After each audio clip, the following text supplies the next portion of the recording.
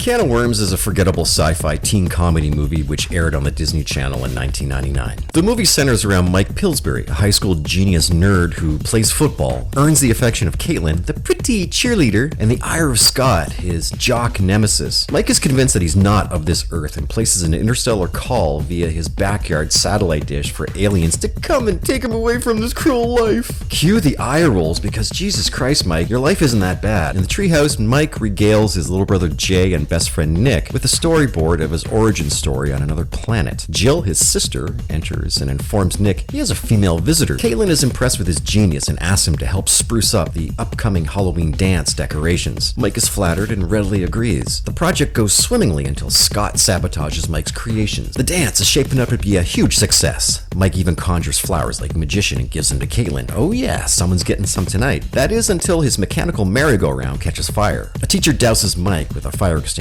soiling his zany zapper tuxedo. Embarrassed, Mike flees the gymnasium, retreats to a satellite dish, and transmits his plea to the universe. Lightning strikes the dish, making it explode. Now, if I exploded a satellite dish in my backyard when I was a kid, I'd get a lot more than a pep talk.